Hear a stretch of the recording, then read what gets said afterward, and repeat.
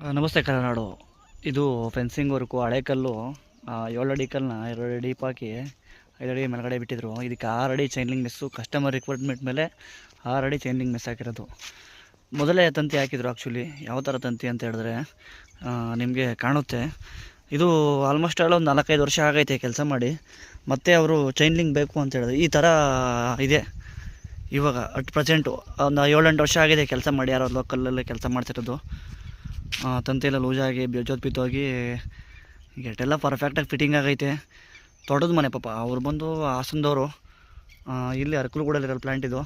ನೋಡಿ, ಆ ವರ್ಕಿಗೂ ಈ ವರ್ಕಿಗೂ ಎಷ್ಟು ವ್ಯತ್ಯಾಸ ಐತಿ ಅಂತ ಹೇಳಿದ್ರೆ ನಿಮಗೆ ಗೊತ್ತಾಗುತ್ತೆ ಸ್ನೇಹಿತರೆ. ಫೆನ್ಸಿಂಗಲ್ಲಿ 1000 ಥರ ಫೆನ್ಸಿಂಗ್ ಉಂಟು. ಮಾಡೋರು 1000 ಜನ ಸಿಗ್ತಾರೆ.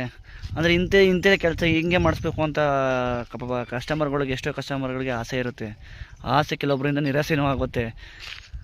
ನೋಡಿ ಬ್ರದರ್, ಎಷ್ಟು ಚೆನ್ನಾಗಿದೆ. ಮೇಲ್ಗಡೆ ಟ್ವಿಸ್ಟಿಂಗ್ ಇದೆ. ಕಲ್ಲಿಂದ 1.5 ಅಡಿ ಮೇಲೆ ಹೈಟ್ ಕಾಣ್ತೈತೆ. ಕಸ್ಟಮರ್ ಹೇಳಿರೋದು ಇದು. ಆ್ಯಕ್ಚುಲಿ ಇದು ಲ್ಯಾಂಡು